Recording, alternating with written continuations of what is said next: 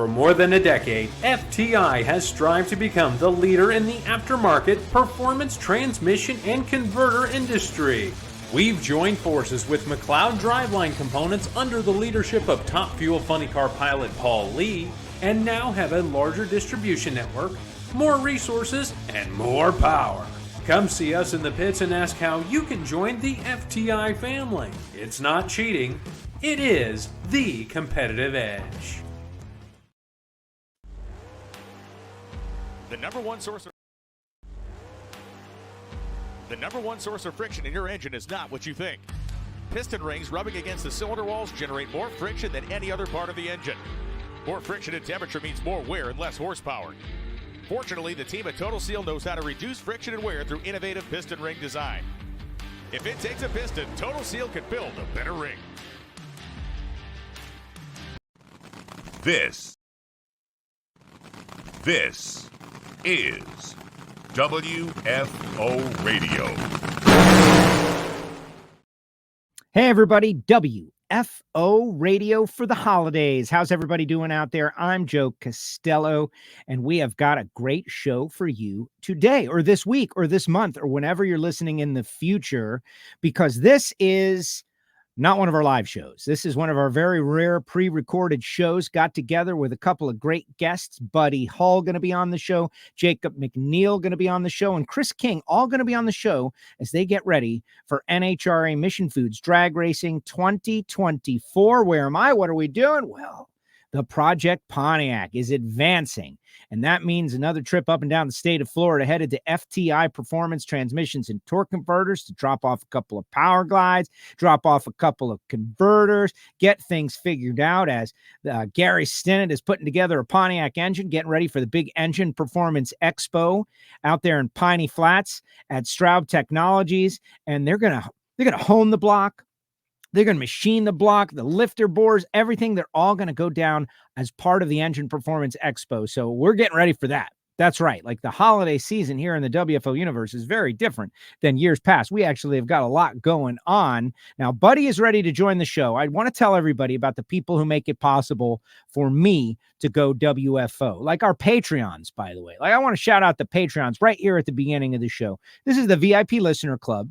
They pay like a monthly. They're members, but they get behind the scenes access to all the chaos and mayhem that is WFO and the Ignition Show and all of that. Thank you, Patreons. And I did send out the t-shirts and decals this past week. You should be getting them any second, any moment, all of that. Folks at Bernie's Speed Shop. Bernie's, 100,000 square feet out there in Ocala, Florida, whether it be frame-off restorations, they do movie props, they sell on consignment, they sell regular classic muscle cars. Exotic cars. They had a big booth out there at the PRI trade show with amazing machines in the booth.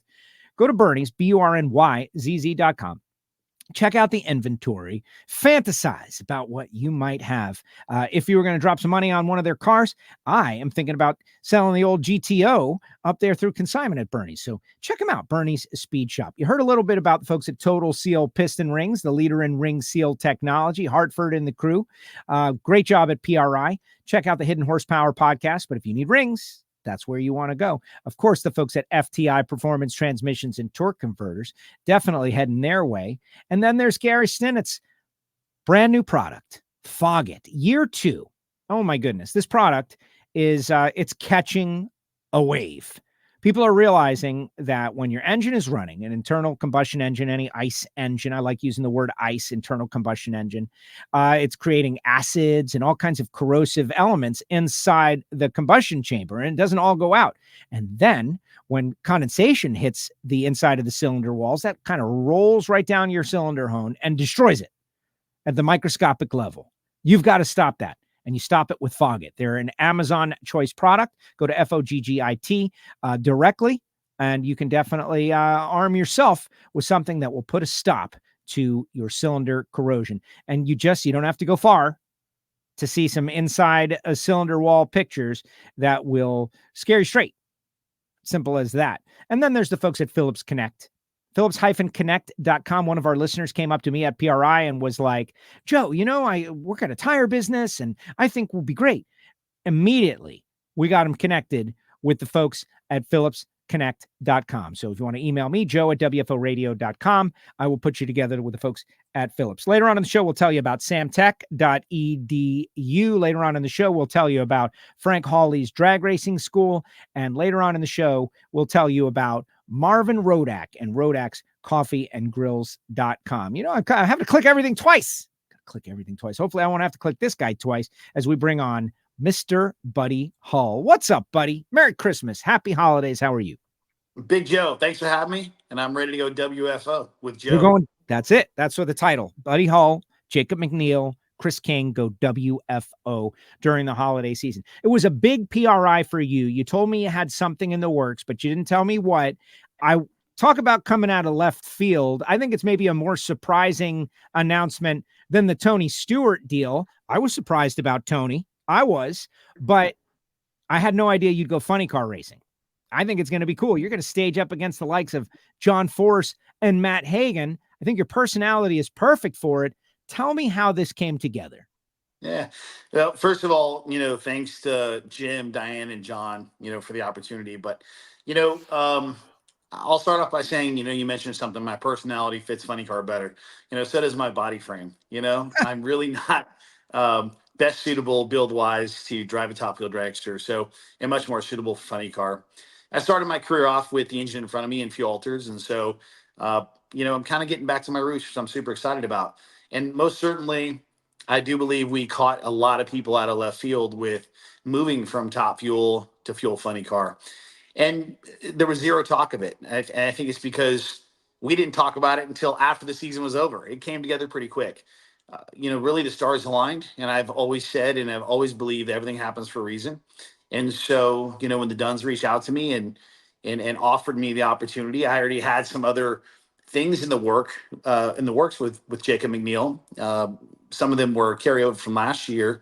And so it worked out well for everybody. And I mean, for everybody. I don't believe that there's one person not involved in the transition that doesn't have a better result than what they would have had if this wouldn't have happened. Not just for myself and the Dunns, but also Jacob McNeal and Mike Cougar and all the sponsors. It's all very positive. I always feel really good about things when everybody's winning, and I felt that everybody won. And so I sure felt good about it, putting my head on the pillow after I made all those decisions to do what we did. So it's all good. Yeah, it is all good. We're going to hear from Jacob in a little bit. We're going to talk about it and get more into detail. But, Alex Laughlin made a nice post about you, and I thought that was really cool. His time with Jim and John Dunn came to an end, and he's teased that there's some interesting things going. Maybe by the time this airs, he will have announced the specifics of the deal. But I thought it was kind of cool that he proverbially flipped you the keys, and now you're off and running. I thought that was kind of a cool thing for him to do, and we all want to see Jim Dunn get a win. I think that's what it is. Everybody that hangs out in and around Jim and John Dunn know that this guy is a genuine and true legend of the sport. He's been around for 50 years, and they want him to get another one, or maybe two. And I know that's got to be at the forefront of your mind as well. It is. First of all, you speak about Alex, and Alex is a great guy. He and I have always gotten along. We've, had some dealings with in racing on another project that he was looking at getting into, and it was all positive in every way. Every time I've had a dealing with him, I can say that it's been great. So he did make a nice post, and it wasn't a planned post. We had no idea. He asked to take a picture with John and I at PRI, and of course we gladly obliged. And heck, we hung out a little bit at PRI. So it's all real positive. There's no bad blood there. That's for darn sure. As far as Big Jim Dunn getting another win in funny car and having a winning season is most certainly on the agenda. You can see that car made a big turn those last few races of the year. Beat John Forrest, beat Ron Capps. Car's running better, and we're making some more changes to the car this winter to improve performance, because that's key. Jim wants to win, John wants to win, and you better believe I want to win. I'm super excited to have relieved myself of ownership duties and only be concerned about being the very best race car driver that I can be.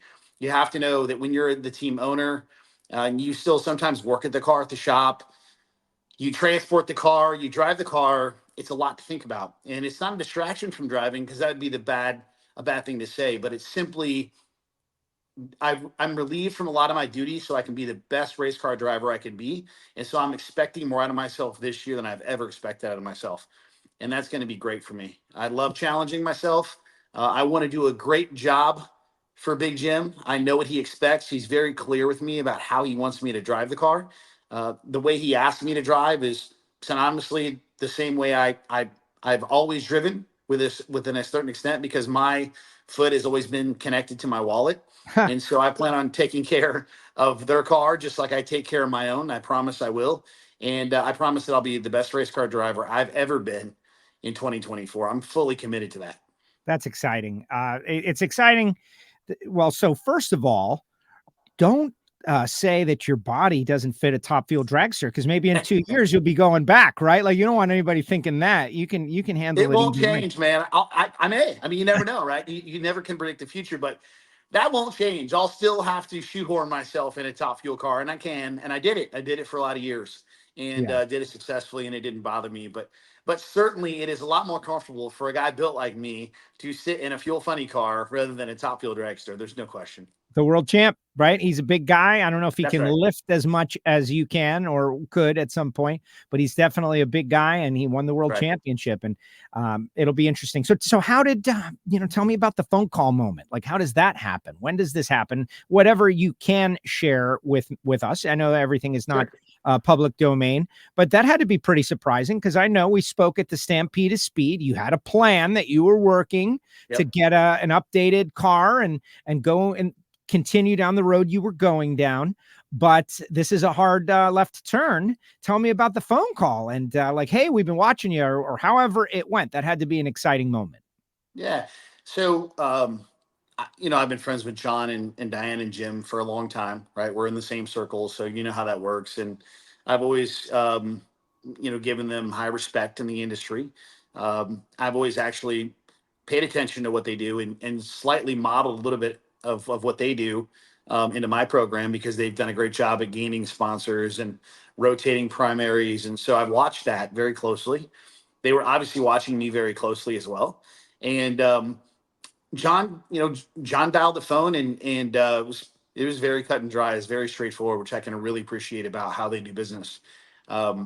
They appreciated how I did business. They had mentioned they had been watching me for some time, and they asked me to drive the race car. And for me, it makes a lot of sense, and I'm honored to do it. It's a privilege to be able to do it, to drive for them and to drive for a legend and learn what they have. I mean, they have 73 years of experience, funny car racing. Do the math on that. 73 years. 2024 will be 74 years that Big Jim Dunn has been dragging a race car of some sort, and for probably 70 of those years, a fuel funny car. You know what I mean? So I'm so eager to learn from them. But the conversation was very direct, very specific. Buddy, this is what it looks like. Do you want to do it? And, it took me some time. I had to think about it. I had to rearrange the furniture in the room, if you will, and talk with the people that are most important in my life. And everyone thought that it was a great idea, and it was great for everybody. It was great for everybody involved. And I said that once before today, and I'll say it again. It works for everybody.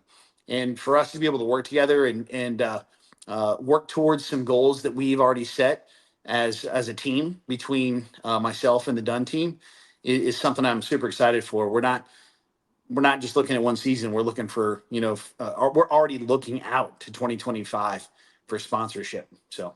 That's great. No, it's exciting.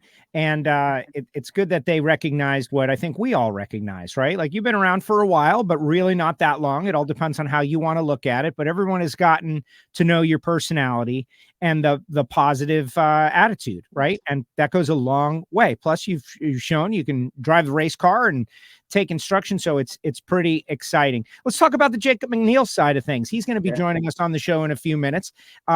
Young bracket racer. I met him for the first time when he was driving for Scott Palmer earlier this year. And I'm very impressed by his attitude, the way to me, very similar. He's kind of quiet though. He's not like telling anybody anything. He seems kind of quiet, but eager to learn and eager to be a part of this, so much so that he bought your operation. Yeah, I'm super excited to help him with it. Right. So for me to keep a great thing going, something that I had worked very hard at, and to allow that to continue on, it means a lot to me. And to be able to help someone like him who has some pretty aggressive goals towards his racing career and towards particularly this season and what he wants to accomplish is an honor. Again, everyone won. The car continues on. The tune-up stays with the car. Mike Cougar stays with the car. Uh, 3 or 4 crew guys stay with the car. So the car is operating out of my shop. Jacob's, actually leasing a space in my shop. So it's all very positive. And I'm honored to be a part of it, to help guide someone new into becoming a good team owner and a better race car driver is something I'm privileged to do. And I plan on giving him my heart, but not when I'm at the racetrack. When I'm at the racetrack, I'm all Jim Dunn racing and my head's in that Nitro funny car. But off the track, I'm happy to help him and will be helping him throughout the entire process and don't see that changing anytime soon. But when he's at the racetrack, it's all him and Mike Cougar, man. That's Figure it awesome. out, boys. Well, you brought Cougar back, and I thought that was great because I love Mike Cougar. He's a positive guy. I just want to mention to everybody out there, like, okay, buddy, like your internet access is, I would call it like 80% good. See you, you're a little fuzzy, but not bad enough that I'm going to pull the plug on this and, go backwards. People are getting the gist of the deal. But if there's something you can do on your end to make it even better, like location or proximity to your Wi-Fi or whatever, that would be good. And just as I say that, like he's slightly frozen up. There we go. Let's see. Okay. I hear you. Your audio is good, but am I good? Yeah. Now, right now you are frozen. Right now, I'm good on my end. You sound good. Why don't you come back through? This happens every once in a while. Just come right back through the same link that we sent you. And oh wait, he's back now. There you go. There you go. Is that good? Yes, that's good. Okay. It's a miracle. Like, okay, let's see how positive you are. Is Wi-Fi a miracle and it's amazing we can do this, or darn it, the stupid Wi-Fi? Man, it's amazing we can do it. I mean, think about this. Even just 5 years ago, this wasn't possible. So It's all good. Exactly. No, everybody knows that it's Buddy over there. It's just like I'm hardwired over on this side. All right, Mission Foods Drag Racing 2024. Super exciting. What's going to go down? The past couple of seasons, in my opinion, have been the best that I have been involved with. We could debate it at another level. Are they the best ever? But arguably, I think we could make that debate, right? We could have it at very least. So we got to keep this momentum going. This is an important season, year one of Mission Foods. Yeah, I think that Mission Foods was more active out there last year as an associate sponsor than we've seen any sponsor be in many, many years. So they have a great brand, they have a great product, and their company goals seem to be directly in line with NHRA goals, which is growth and promotion and getting people involved. I'd be going through the pits on my golf cart or on my scooter, and I'd see 100 people lined up to, participate in their activation program to earn a bag of chips. And so I can really appreciate that. Offers more experienced people at the racetrack, and experienced people at the racetrack just means they buy a ticket and come back next year, or they buy a plane ticket, a hotel, a rental car, and a ticket, and they go to the next race or a race later on that year. So it's really positive. Thanks to those people at Mission Foods for believing in NHRA and all of us drivers to invest in our program. And I can't wait to represent their brand. We'll fly that Mission Foods logo right on that Fuel Funny car proudly. Yes, exactly. We're going to have a new starting line look. We're going to have it's going to be a totally different vibe out there with a new sponsor. And we're all hoping, and I would love your opinion on this. Like, what would you like to see as far as activation for the sport of drag racing? That's one where I think it's a scale thing, right? Like more people buy Mission Foods chips than buy campers. It's just a different crowd. It's a very mainstream audience. There's the potential for stand up and cutouts, point of purchase artwork. There's the possibility of being on bags. The Mission Foods delivery trucks even have got the flat track motorcycle series that they support on there. What do you think? I know you're relatively new to the sport, but your opinion is valuable. What do you think is a great way to grow this thing? So 2 perspectives. I look at it from a fan perspective at the racetrack, along with how Mission takes advantage of the pro teams, the NHRA, outside of the racetrack. So the first thing I'll say is they're already doing it. They just maybe should do more of it, which is more fan activation, a better experience for the fan coming to the racetrack. Everyone knows the entertainment these days is not cheap. It doesn't matter if you go to the movie in your local movie theater or the NHRA when it comes to your city or a city nearby. Entertainment costs money. So if the fan has more of an experience coming to the track, they're more involved, then there's a higher chance they're going to come back again and be a repeat customer or go to the next race at the next track in the next city, like I mentioned before. So I think that's key, and I think they've already started that. And I would assume, based off what I've seen so far, that they're going to be more aggressive and offer a better fan experience in the future. The second thing is using the teams right off the track. So their delivery vehicles, on the packages, all those things I think is key, because co-branding and promoting to NHRA and certain drivers or certain teams or whatever their plan may be in grocery stores and in gas stations can have a crossover. There's promotions that you could put on bags. There's QR codes that they could print on bags that directly link them to a 10% off discount or whatever it is, a free t-shirt, NHRA, who knows, whatever it is. But there's a ton of opportunity to reach a whole lot of people in the mainstream through their product. And so I'd love to see that, and I'm happy to be involved in it. If there's anywhere where I could be a fit, or Jim Dunn Racing can be a fit in assisting them to get the NHRA's name out there outside the track, I'm all in. I always say I have a lot more time than money. I don't know if that's true, but I pretend like I do, and I'm always make myself available for the right people for the right reasons. And if it's promoting NHRA Drag Racing or Jim Dunn Racing, I'll make time. That's great. All right. Have you seen Funny Car Summer? Dude, listen, I drug a pair of pilot chutes behind my BMX bike in the summer of '86 until I think I wore the springs through because of that movie. Yes, I've seen Funny Car Summer. That's awesome. Probably 40 or 50 times or something like that. So first of all, to those who haven't watched it, and back in the day, I saw some clips, and now with YouTube, you can watch it. Bobby Bennett runs it on Comp Plus every once in a while. So my only tip is fast forward through the opening credits with that weird sunset shot. I don't get it. I know. Fast forward through that. Like, we got this action movie about drag racing, and we're showing got this weird music playing. And not everything is a home run, and that's the worst part of the movie. That tells you all you need to know.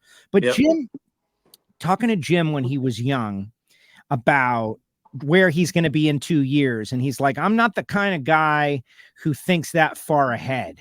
I'm the kind of guy who does things now in the moment, and I have no idea. And, 50 years later, longer, here he is. He's still Nitro Drag Racing, like the staying power, the marketing prowess, the partnerships they have had.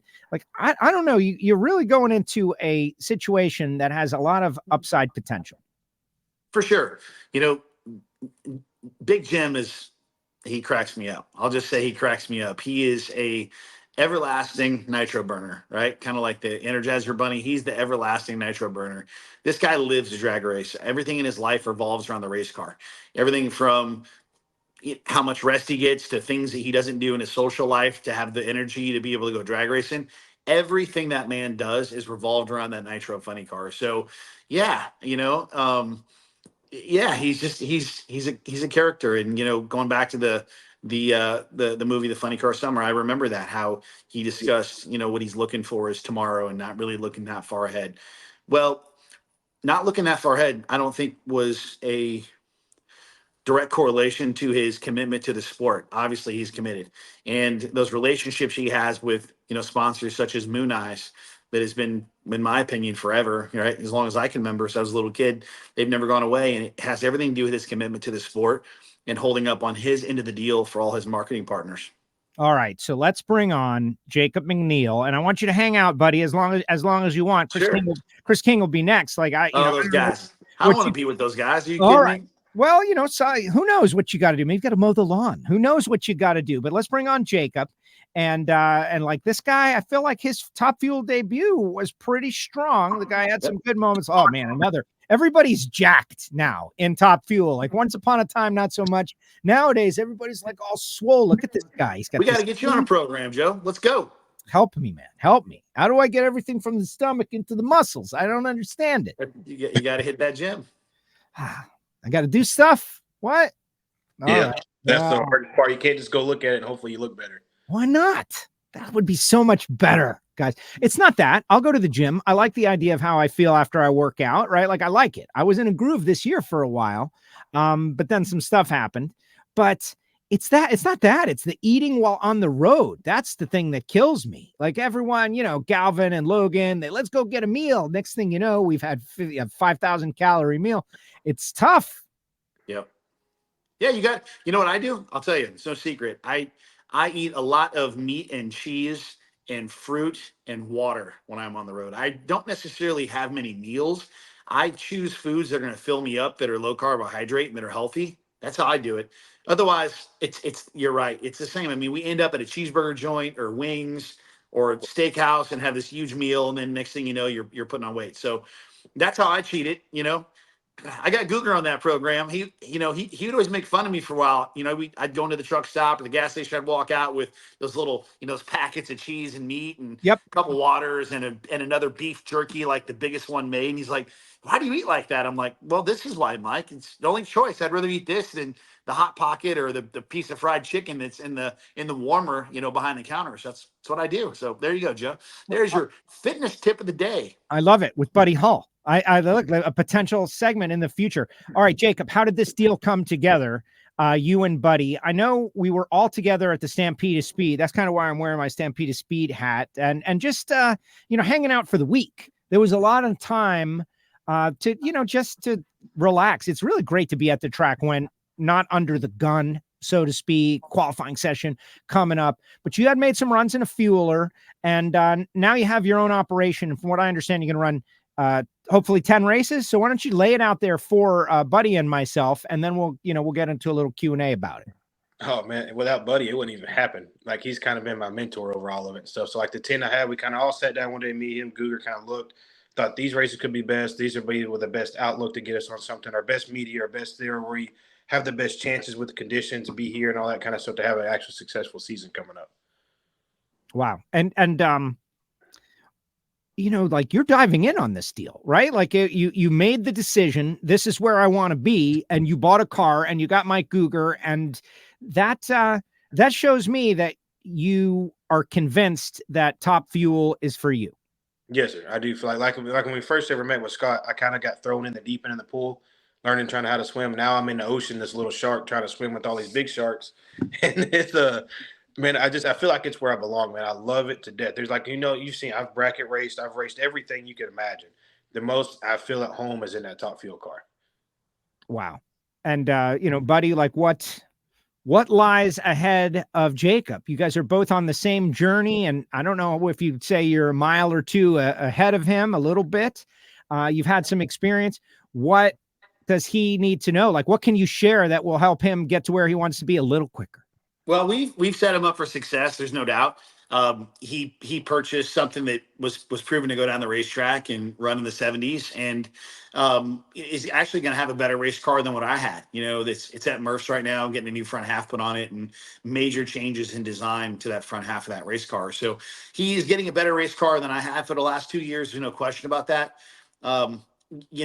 He's set up with the best parts. Everything that we own is modern. There's nothing on our car that we had when I was running it before I sold to him that wasn't up to par. Everything was spot on. So what he could expect in his future is success. Him and Mike have their work cut out for them in Top Fuel this year.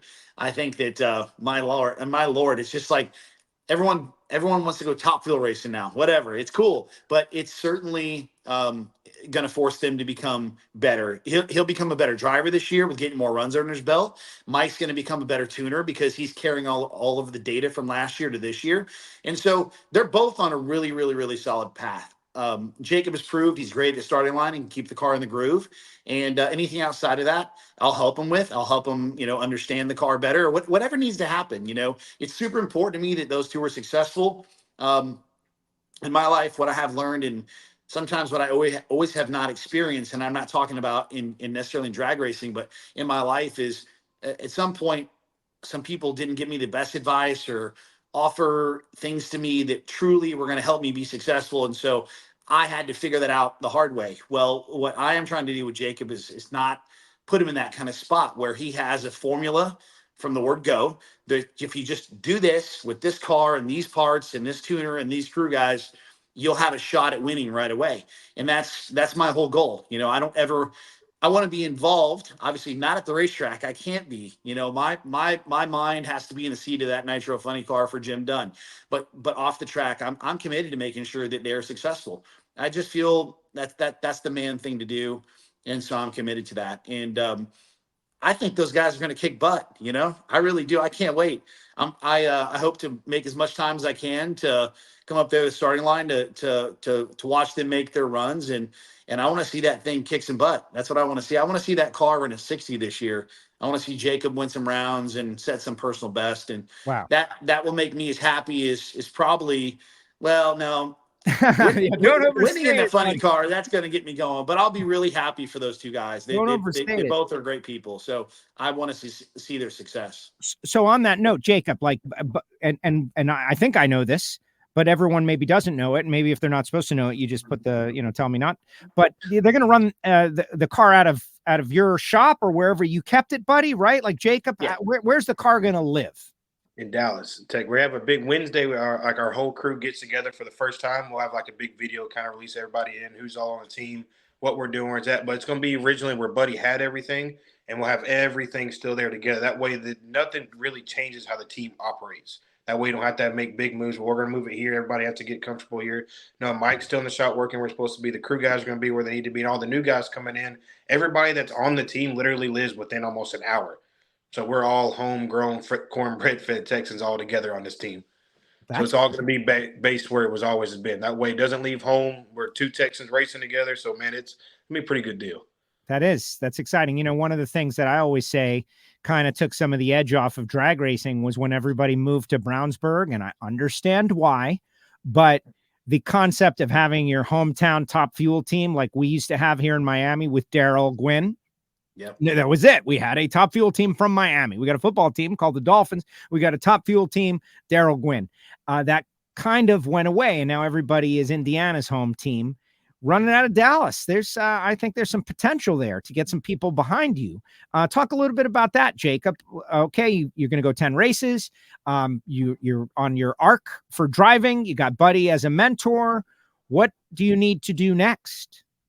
Dude, if I ever get a sponsor, that's like a dream for me. Even as a junior car, and I've always wanted one. But I've always been that kid that just, I was raised by old school day. My dad's 80 years old. I was always told if I can't work for it and go get it, I need to sit my butt at home. So that's all I've ever known.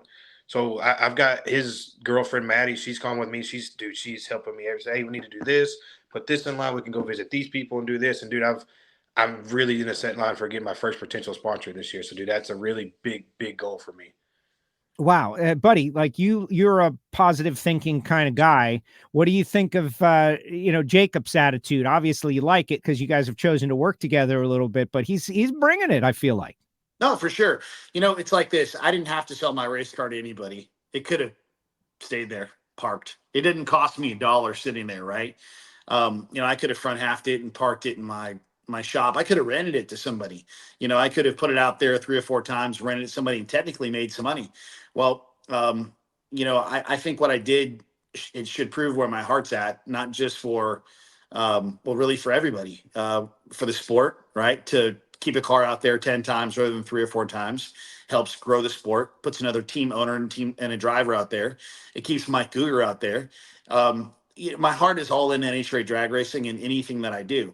So I wanted to make sure, I'm repeating myself again here, but I wanted to make sure he's set up for success, and his attitude is spot on. I know he's working on some sponsorship stuff, and some of it looks extremely promising, and that could either give them more money for the times that they're out there, or maybe add 2 or 3 or 4 or 5 races, whatever they choose to do with the money. But we all know that these race cars are powered by people, first of all. Secondly, powered by money, right? It takes money to run these cars. It's no secret. So, hey, I'm all for it. I'm all behind him. I mean, we're trying to give him advice and not advice. We're say, hey, do this to get this money. We're genuinely helping him the sponsors that, he's looking at for his car are not the ones we're looking at for the Jim Dunn Funny Car. They're completely separate. They're from his realm of the world and where he works. So we are happy and honored. There may be a day someday where we'll have he'll have somebody that just wants to do a funny car too, and then maybe we'll have a funny car and a Top Fuel car out there where one name would be on the Jim Dunn Funny Car and the other name would be on the Top Fuel car. So I always say you don't have to dislike each other. It's okay to be nice, and everyone can win. There's plenty of ways to win at this stuff, and that's how I run my life. So whatever. That's how I roll. And that's the thing about our sport is it's microscopic. Like we love it and it's huge, and you look around and there's 20,000 fans there and so many people who have great memories of Mongoose and Snake and everything. But if you really think about what we are a tiny micro piece of sand on a giant beach, and it would be so much better if we could all work together, at least understand that instead of, I get it. Sometimes sponsors go from one team to another and that doesn't make crew chiefs, etc. So Jacob, I see we got Chris King is down there. He's going to join us in a second. Hopefully you guys can hang out for a few minutes and pepper Chris with some questions. Let me know if you're cool with that. But Jacob, okay, driving the car. Greatest challenge. You're a bracket racer. You're a fast bracket racer. You've gone fast. Everybody dreams about Top Fuel. Going to go Top Fuel racing, Top Fuel. You did it. What was challenging about Top Fuel racing? Man, being in that tight car for so long. Like you see my bracket car, 24-inch cage. It's nice. It's comfortable. I look around in that car, dude. This is where we're at, and there ain't no doing nothing else with it. Is adjusting to where everything is so, because they're built for speed. They're not built like a bracket car. And being my first ever race in Charlotte, I was first pair out, newest guy out, and right in front of me, Hagen, he went in the sand traps. I sat in that car for 58 minutes, tied in that thing, stuck. Where I didn't do that because I'm not claustrophobic, but man, when you're in there, and me, dude, I'm 6'2". Scott, he's 5'10", 5', and we had the pedals moved all the way forward, all the way out, and everything. And man, it was rough. That's the most, because plus getting in and out, plus you saw when I won my first round, I fell out of the car and rolled out on the ground. So that to me, because man, everything else, I drove an A-fuel car. All the cosmetics, all the mechanics are the same, just in a whole lot faster deal. But man, in a race car, I feel most comfortable. You could throw me in something, man, let me get it, and just being in that, that's where I'm at home. That's where my mechanics are. That's where I'm cornbred, fed for all my life in a race car. So, man, I'm comfortable. Even though, there's been times the car move over or come out real quick, or I never have panicked. Man, it's awesome to me. It feels like at home. It feels like I can do all of that part of it. But, that's, to me, the hardest part is adapting to being so scrubbed. I mean, if you look at, people like me and Buddy, we're cornbread fed Texans. You look at most of the other drivers, they're about 4 or 5 inches shorter, about 40, 50 pounds less. So their cars are comfortable to them. They're like my bracket car is to me. So to me, that was because, man, from warming the car up to learning how to drive the cosmetics, to staying ahead of the car, to how just absolutely fast these cars are, man, it all seemed like second nature, just running, rolling, going. But that, to me, was the hardest thing. Because, dude, to move my leg over to get the clutch lever to move it, man, that was the biggest part to me, is being so compact inside this little thing, getting everything to work. So that in and of itself right there, being comfortable, we have heard drivers making minor adjustments, angle of pedal, all of that, and it makes a big difference. So just being comfortable in the car has got to be a big help to being able to drive and feel the car. It seems like it would be the case. Yes, sir. 100%. That's why, in the new car, I sat in it before we went up, man. The cage fits me really well. So we have to move the pedals back on this one too. If you look at me, you're like, there's no way you drive a Top Fuel car. Well, yeah, I throw it off in there somehow. We get in there. But, man, and everything else, man, fit. All the mechanics fit me right. And the cage, how I go into it, because how we had the padding kind of comes back with it. Dude, I actually feel comfortable in the car. I'm not crammed. I'm not stuck in it. I'm not, where I can't. I'm comfortable where I need to move, and I can actually operate the car comfortably now. Which, don't get me wrong, the car I drove for Scott, dude, everything cosmetic was perfect on it. I'm a lot bigger man than everybody else that's ever driven that car. So that's just right. Now this new car, how it's built, fits me almost like to the T. It's like Buddy knew, let me get this other big boy. He'll fit in this car, and man, it's going to be. So that's exactly what it was. He had you pegged. He had you pay. Hey, and he said bigger, not more of a man, right? Like he's not That's right. gunslinging into the sport, guys. Hey, are you guys cool with hanging out for like 15 more minutes? See, I don't know what you got to do. Let's put Chris on. Let's pick on Chris for a while. Well, that's what I want. And we'll get, because Chris has got a bunch of new stuff going. Yeah. Buddy may have to run against Chris, which is kind of cool. So Jacob, we can have a little fun with that. But then I'm going to ask you guys some general questions about the sport, because you're all in like a similar situation, like trying to fight and claw your way into being like a regular on the tour. And Buddy has now gotten there. What's up, Chris? How are you? What's going on, Joe? Buddy, Jake, what's going on, guys? What's up, man? I'm great. I like this is WFO Radio bringing people together. Chris, you had some really good things coming around for yourself as well. Why don't you put them all out there? I know I got a press release and I was like, hey man, that's something that you've been working on for a long time that finally came together. You moved the location of the car. Catch us up. So yeah, the car's located in Brownsburg now, and we officially announced Bob Peck as our new crew chief. One of the big announcements is right here, Fire Department Coffee. They're on board. We're looking forward to some really cool things going on with them as far as appearances at firehouses, activations, where we're going to do some more of the driver firefighter experiences and things like that. And hopefully we can get Mission Foods involved with some like firefighter throwdown cook-offs and things like that. It'll be pretty cool. I'll be yeah.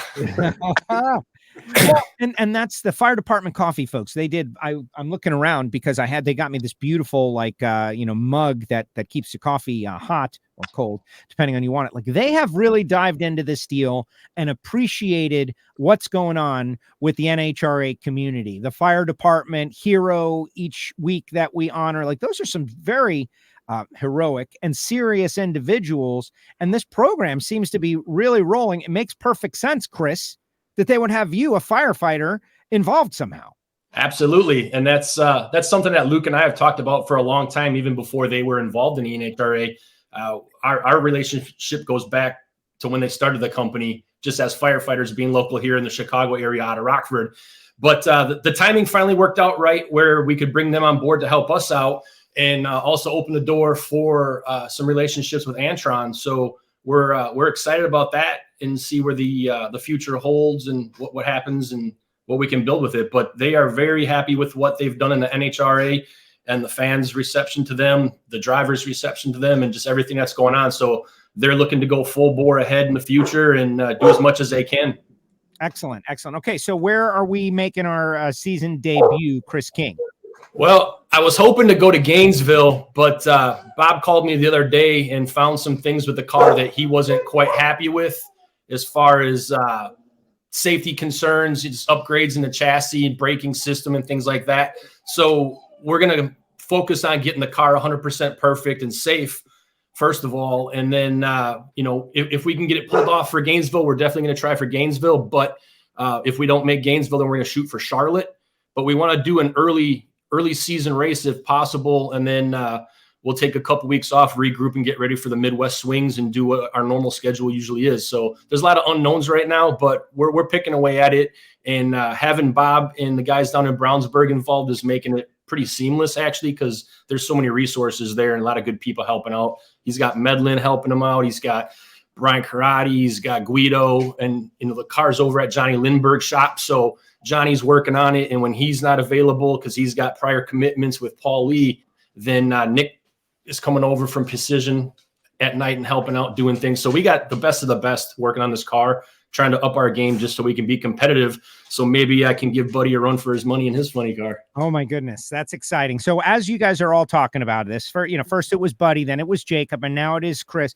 I am getting so excited about the future of this sport because everybody's like getting all in. You mentioned Johnny. Johnny is now a crew chief of a big show car with Paul Lee. So many exciting things are happening right now, not 2 years out or 4 years out. Those are happening too, hopefully. But right now, people are diving into this deal. So, Chris and Buddy, let's talk about, side-by-side racing. Like that could be really fun. Oh, incredible. No, I'd love to run Chris, and I'll run him for a bag of coffee maybe or something. You know what I mean? How about it, Chris? Can we place a wager first, even in qualifying, reaction time, first run, bag of coffee? Bag of Absolutely. Done. Deal. Hey, I got one of those cool coffee mugs too, Joe. The red fire hydrant coffee mug. Yes. I got one. It's in the cabinet right behind me. I love that mug. I use it all the time. Hey, if you see me in the lanes walking up with Hulk cans beside my teammate, just, I got to do what I need to do. That's it. Yeah, we got to run for a bag of coffee for sure. For sure. Easily done. We'll do that. We'll make some good programs throughout the year, keep it interesting, and try to do some good brand marketing with it. There we go. Well, Big Jim, he's a firefighter, so it just makes sense.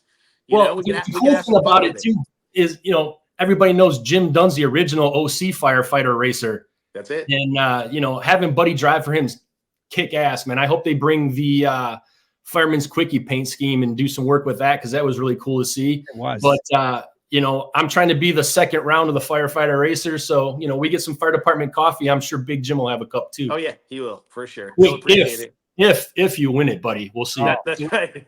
Yeah. See, I'm being challenged here. I better drink some of this coffee before I run you for my reaction time. I'll be all right. I feel like he's tough. Well, so everybody on this call is a highly motivated person, right? Going out there, getting it done. Jacob's got oil field. He's a West, Texas guy, oil field surfaces business, firefighter, Buddy, multiple businesses. What, and you're all attracted to the NHRA. I find that interesting and intriguing. You could be doing a lot of different stuff, but this is what you want to do. We'll start off with Chris. Why? There's nothing cooler than 11,000 horsepower of nitro burning fury.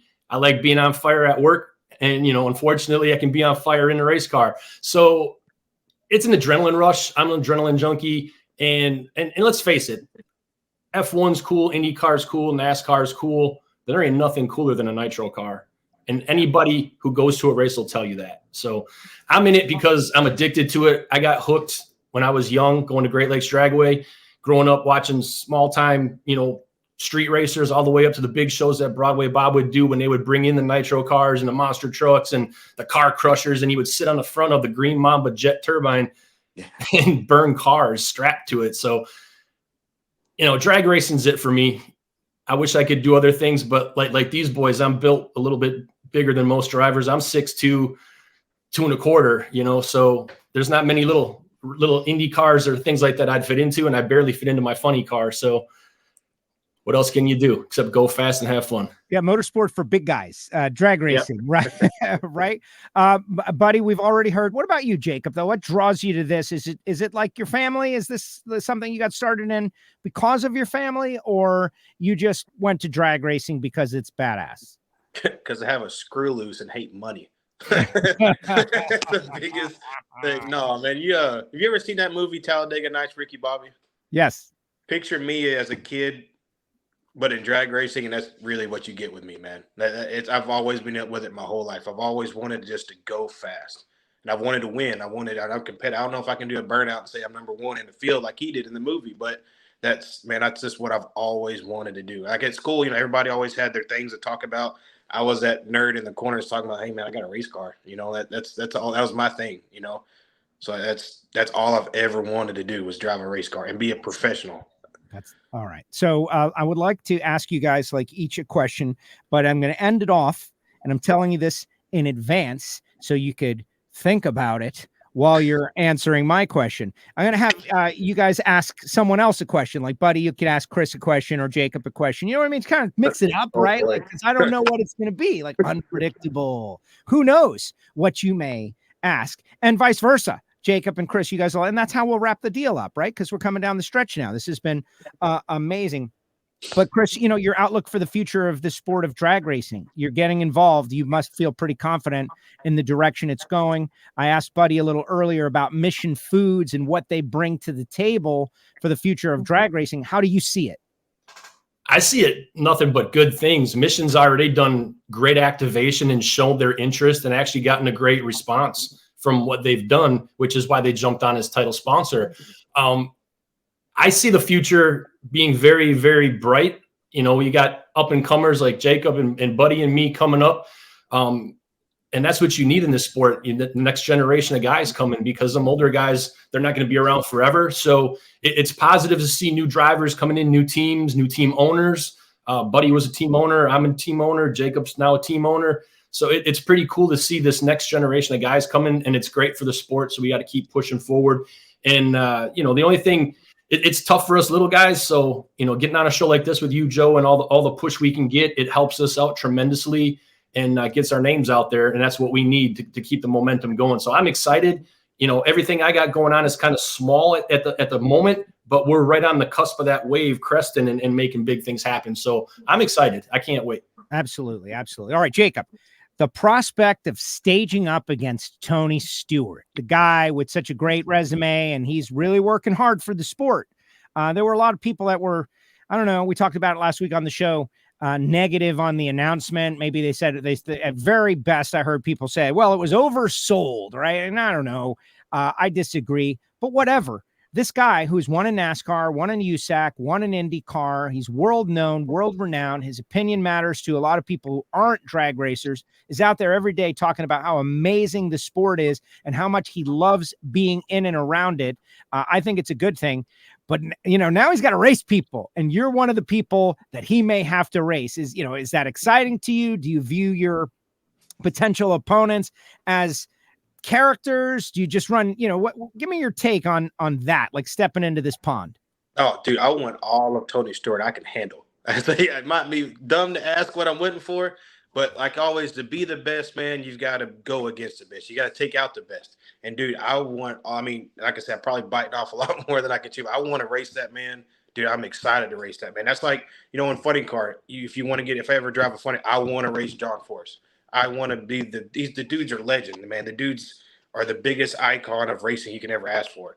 But, man, as I go up there, man, like this year when I stage against people, everybody like, oh, man, you got him first round. I was like, dude, I'm doing my job. I'm going up there to either try to cut their throat on the start line and try to make this car get down the track as fast as it possibly. If it goes left, it goes right. I'm sticking to this thing until I possibly can't get it no more. I want every chance for me and my team to win. And I'm going up there that when they look over next to me and Mike Guger and everybody on my team, they're going to have to beat us.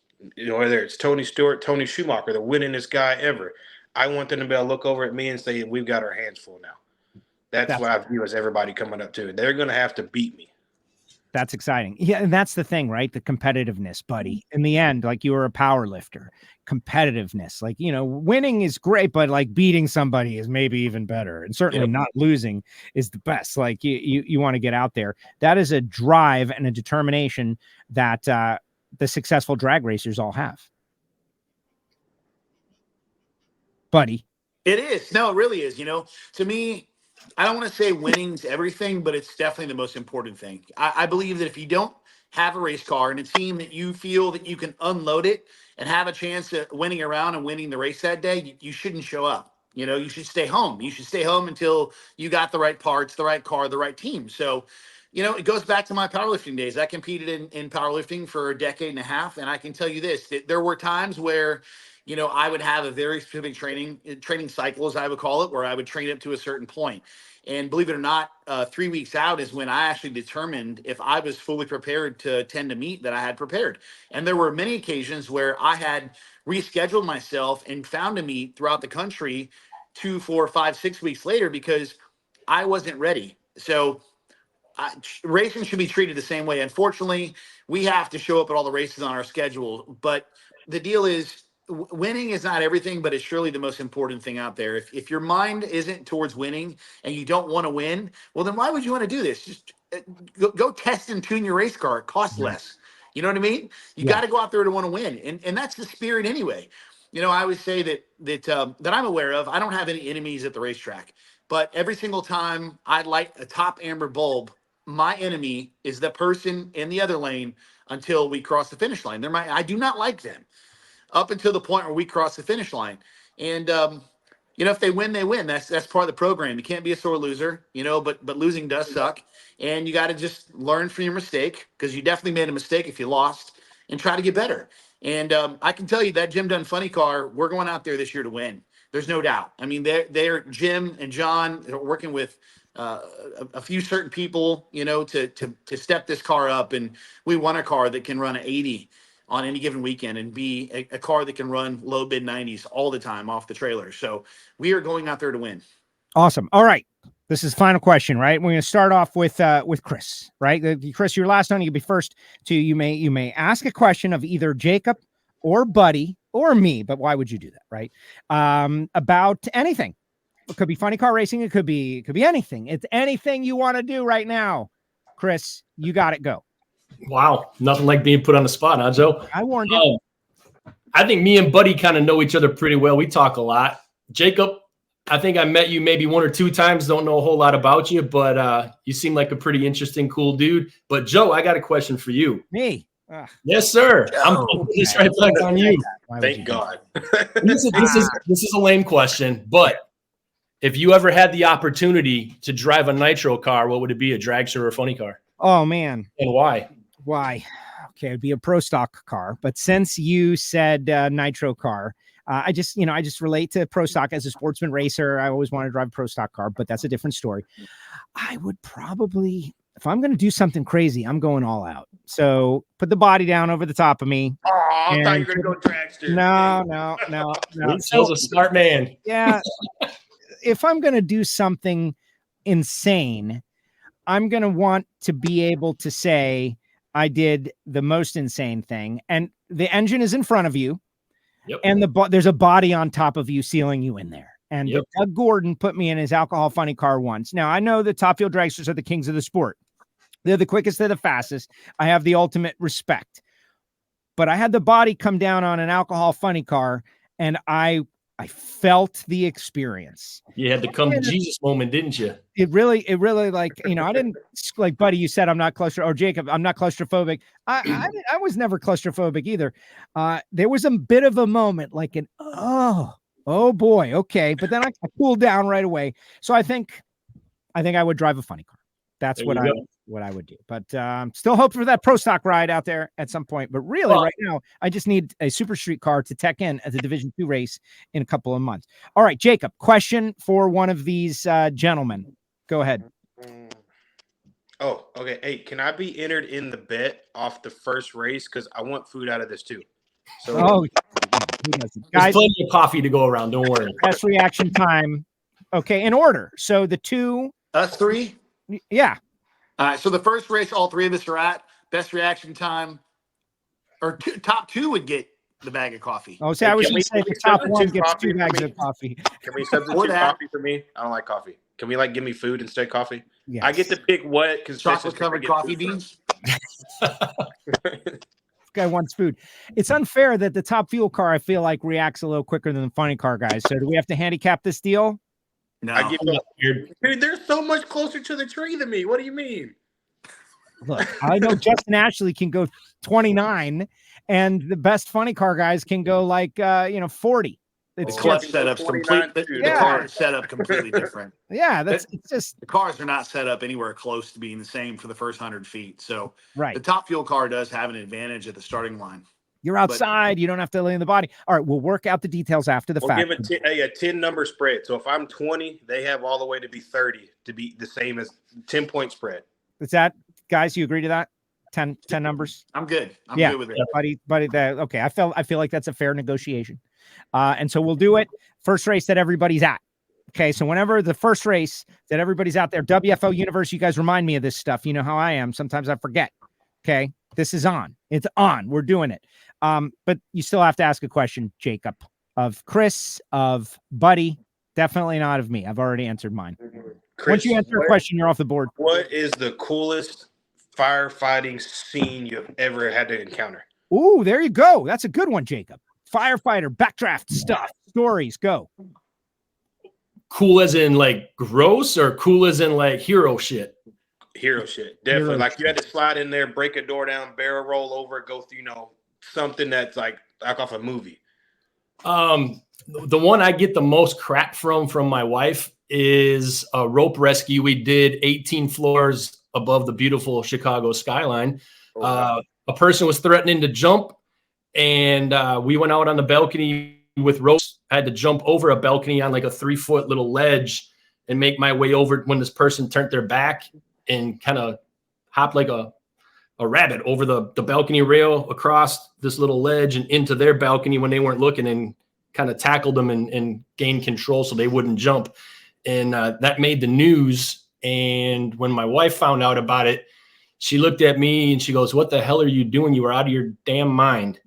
And I said, "It's just another day at work, But But I mean, there's a lot of things. We see the best of the best and the worst of the worst.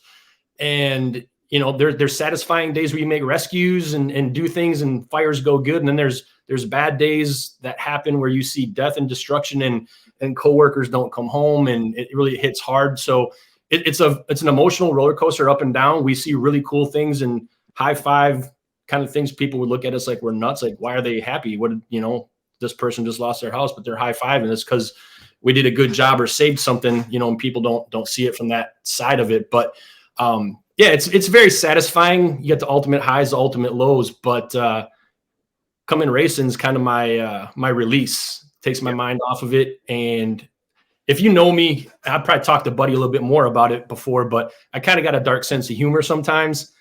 And like my daughter always asks weird questions. Like she has an interest about when we have train accidents. And so what happened today? Did anybody under the train? And I'm like, well, funny you ask. We did. And, you know, so it's like, yeah, Jacob's got the heat. But I mean, like I said, if you can imagine it, we've done it, including ring removals from undesirable places. I mean, we're a heavy rescue with special tools, and they call us for anything and everything. And just when you think you've seen it all, you get a call that's completely, you look at it and you're like, how is this even possible? It's crazy. That's why they call it public service, though. It's like you're a public servant. Like when, you know, when your stuff's on fire, like there's no point that's more literal than that. When your stuff is on fire, you need to call for help. And who comes? The fire department and the police department, these public servants. You guys put in your call us for everything. You can, anything under the sun. Who the first person they call is the fire department, no matter what. Yeah, and we can solve their problem. So, okay. Final question, answer, Buddy. Okay, I'm off the board and Chris is off the board now. So you got to ask the question. Yep. Okay, so because this is a question that I hope someone asks me someday on a podcast, I'm going to ask it to Jacob. Jacob, what is your dream sponsor partnership? Who would that company or organization be? Your dream? Ooh, that's good. Vertex Roofing, right? Oh, yeah, I tried that. Shingle the hot rod. No, because then we'd have to shingle the car, and we shingled the car, it'd be heavy. So that's a bad idea. I tried that. He told me to get out of the office.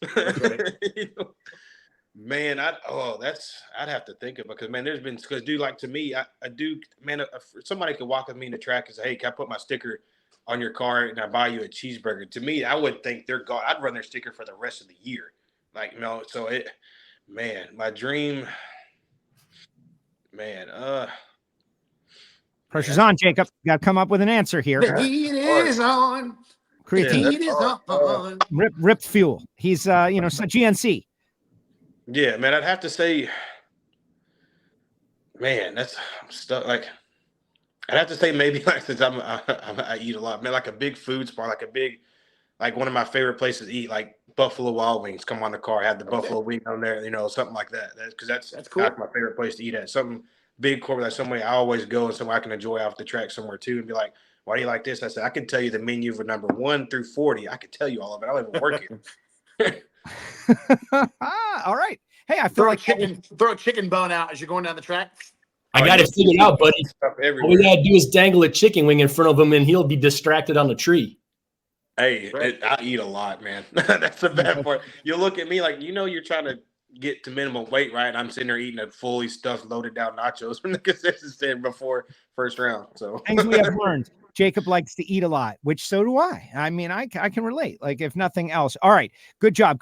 But now, Buddy, since this is WFO, and when you put something out there, we attack it, right? You said, yes, I hope someone asks me this someday, yep. And so I'm going to ask you this right now. Yeah, nobody has to wait, Buddy. What is your dream sponsor? The dream is to find an individual they would like to underwrite for one or multiple charities that I can advertise for, such as last year we did a deal with Dallas, our Down Syndrome Partnership North Texas. We did a deal for breast cancer. I'd love to do something with kids or with dogs.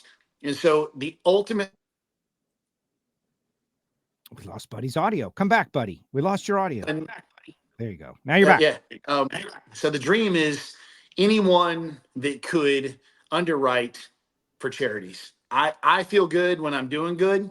And if I could promote charities for the rest of my life, that's what I would do. So my dream is to have a single or rotating foundations or partnerships on the side of that Nitro funny car for eternity. Yeah, That's my Terry goal. Chandler. And I'm after that, by the way. Well, Keep that in mind. I'm after that. It happened and it was successful and it changed many lives when Terry Chandler did it. Yes. May she rest in peace. And there's a model, a successful model that could potentially be followed. They won many races and had success at the highest level. All right, gentlemen, thank you very much for this. I will give you each, though, an opportunity to, final thought.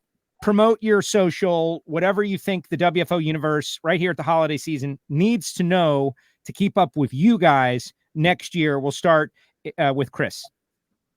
Thanks for having me, Joe. It's good seeing you, buddy, and Jacob. Look forward to getting together at that first race. I'm excited. We got big things happening. We're not going to be full-time by any means, but we'll be out there for 5 or 6 races. So keep an eye on our social media. We're on Instagram, Facebook, and Twitter. At Squad 1 Firefighter CK, Chris King Racing, and Funny Car Fireman CK are my handles on the different websites. I think Joe's got notes on those. He'll post them up there. But we're pretty easy to find if you just search Chris King or Chris King Racing. Thanks to our sponsors. Couldn't do it without them. We got some new ones coming out this year, including Goodson, NGK, and Gates Belts hopped on for a parts deal. So we're continuing our relationships with Howard's Cams, Competition Products, and Reed Rockers. So we're pretty much status quo with our existing sponsors and bringing new ones. Fight for the underdogs. Keep us in your thoughts and prayers, and swing by the pits and say hi. That's all I can say. Thanks for the time, and look forward to seeing you guys out there. There you go. Thank you very much, Chris. Daryl Reed, by the way, a buddy of mine, love his rockers, doing a lot of great things and kind of coming up into the Nitro ranks. I know you were one of the first runs on his whole fixture, and the guy is a real heavy thinker. It's going to be interesting to see as he continues to evolve. Thank you very much, Chris. All right, Jacob, now you, final thought. I'm ready to go freaking racing, Joe. I'm ready to go. Man, you have no. I'm like the weird. I'm not nowhere near it, but I get excited. I'm still like a 15-year-old kid. I want to go. I talk to Buddy like me and him talk almost every day. Well, no, we do talk every day. I said, man, I'm ready to just go racing. He's like, hey man, we know we gotta get these parts. I was like, man, can I just go racing now? I'm ready to go hit the gas. I don't want to deal with no more of this stuff. I just want to go hit the gas. But no, man, our biggest thing, dude, everybody's all like, I don't know if you saw, like, I try to make my pits the most welcomest everybody can ever come to, man. Everybody at every race, everybody's always more welcome to come to my pits. I make it the most kid-friendly, awesome place to go. So we might not be the fastest, baddest, but we are going to have the best time at everybody. Everybody has to come out there to ours, man. With our social media, I actually have a Facebook page now, Joe. It's pretty cool. It's Jake McNeal Racing. It's growing a little bit. We got a few followers and all that stuff. I mean, I'm always openly looking for sponsors. I don't have any yet, but we're just open and land that one. If I land that one, you would think I won Indy, if I land that first one. So it's going to be pretty cool, man. We're kind of going out there, man. We're just ready to kind of get after this season. It's really show everybody what we're made of. We're going to be somebody you're going to have to really take serious this coming up year. Exciting. So excited for you, Jacob. Super excited for you and the way this is going. I wish you the best. Merry Christmas. Happy holidays to you and your fam. I appreciate it, man. And none of it be worth any of this ever happened if it wasn't for that man next to you right now on that deal. So, man, I owe everything to him. That is awesome. We'll ask him the final question. And hey, Jacob, thank you and Buddy. See you, man. Oh, you guys both put WFO stickers on your car at. You already know I am. We talked about it. You guys both did it and got me a lot of TV time. And hopefully, someone they search WFO, they see the logo, whatever. It just they keep seeing that logo, and I appreciate it, Jacob. Thank you very much, and Merry Christmas to you and your fam. There you go, McNeal and Buddy. He's giving you credit, or is he blaming you one way or the other? It's all my fault. It's all my fault, brother. Hey, listen, 2024, Jim Dunn Racing, Nitro Funny Car. I couldn't be more excited. I know that team is wound up. Follow us, Jim Dunn Racing, Facebook, Instagram, Buddy Hull on Facebook, Instagram, and TikTok. And please follow us. Check us out. Root us on. A lot of people got the whole going on. Keep that hashtag going. We love our fans. We love our people. And we are working to get Big Jim Dunn a win in 2024. I'm going to be the best race car driver I've ever been. I'm fully committed to it. So let's get ready, Big Joe. We're going to go WFO, Joe. WFO, baby. No, exactly. I'm so excited. Thank you for doing this, buddy. And Thank Chris you. and Jacob, appreciate you. Say hi to Maddie. Congratulations on this. This is great. The sport is going to be better off with you out there every race. Like that to me, Thank you. funny car, top fueler, buddy. I didn't know you a year ago. Like we talked and kind of like things have to happen very naturally, but I love your vibe. You are a positive thinker, and so am I. And we all need to know there are others out there. So good job. Merry Christmas. Happy New Year. And we'll see you on the other side. Thank you. Same to you. There he goes, Buddy Hull with us. And how about that, WFO universe? A lot of new faces, fresh faces, positive thinkers. They got their deals going. They're moving forward. They're making it happen in their own world. And they are trying to be a part of the Mission Foods Drag Racing Series on as much regular basis as is possible. You got to root for these guys. Like underdog stories. Could Jim Dunn Racing, get to a final round, win a race with Buddy Hull? What would that be like? Oh my goodness. I think we'd have to cancel some flights and stick around, like just to see. What about Jacob McNeal? He's got Mike Guger. Mike Guger has been around a long time, knows his stuff. Buddy brought him in after not being out there for a while, and now he's got his groove back. And exciting to see that. And Chris, the whole fire department coffee deal, and bringing on all these sponsors and just people who want to help someone who wants to get there. They want to be there. They want to be there, and they're willing to fight for it. This guy's fighting fires to save other people. He's fighting hard for himself to be there. To me, this is what NHRA drag racing is all about. There's a lot of stories and a lot of things going on out there in the world. You can choose to look at the positive side or the negative side. This is the side that we're looking at, certainly on WFO Radio and here today. Let me tell you about a couple other people who make it possible for me to go WFO, like Frank Hawley's Drag Racing School, of course. I think it makes a great gift. It's not too late. Dragster Adventure, frankhawley.com. Go to them. Maybe someone in your family has never driven a dragster, and they can do it very easily at the Dragster Adventure. Marvin Rodak, 817-924-6821. Call Marvin. Rodak's Coffee and Grills.com. Hot sauces, spice rubs. The coffee, of course, is amazing. Everything good. But you cannot order online. You got to call and talk to him. Kicking it old school. It's that personal connection. Marvin keeps that going. Yeah, he could have like a form, Shopify. Not nearly as cool as having a great conversation. What kind of coffee do you like? What do you like? How brown, how dark would you like it? Like there's just a different attitude over there at Rodak's. Pretty amazing. And then the folks at samtech.edu, the School of Automotive Machinists and Technology. We always say, start your education at full speed. The next generation of machinists, engine builders, CNC programmers are coming up through Samtech right now. Check them out, samtech.edu. And tell Brian Massengill that you heard about it on WFO Radio. Of course, our Patreons, these guys are the VIPs, the behind-the-scenes crew. If you sign up for a year, which is now's a good time to sign up for a year, I'll send you a T-shirt in addition to your decals and a patch and your WFO cell phone screen cleaner and all the different stuff I've got you in there to bribe you for being a Patreon. You got to get something, right? And then you get all the behind-the-scenes content. Patreon.com/WFO Radio. Plus the great folks at Foggett and Bernie Speed Shop and Total Seal Piston Rings and Phillips Connect, of course, and FTI Performance Transmissions and Torque Converters, which I'm probably almost halfway there by now. I'm almost halfway there, halfway home, right? The people who make it possible for me to go WFO. Yeah, going to be amazing. In January, I'm headed to the Engine Performance Expo. We're going to machine the Project Pontiac block. It's going to get machined, which is amazing. Super excited about the Project Pontiac going on. Got a lot of work to do on the car, but we're getting there. We're getting there. Like there's a plan. I got to figure out how to get some grading points at this Orlando divisional. How will I do that? I'm working on it. But all in all, I think we'll call this another great show. Now, I do apologize to everybody out there who's so used to the WFO Live stuff. You're so used to WFO Live that this pre-recorded deal, you couldn't comment along. But you can on the YouTube, and you can comment on the comment section on YouTube. That really helps. Got a lot of good stuff coming up in the holidays. I will tell you this, though. Will there be a WFO holiday party? Nah, I don't know. This year we might have to skip it. Due to certain Project Pontiac related things going on here. So many hours, but you never know. We're still working very hard to try to get it in there. Just want to warn you in advance. If there isn't, that's the reason. How about Jacob McNeal?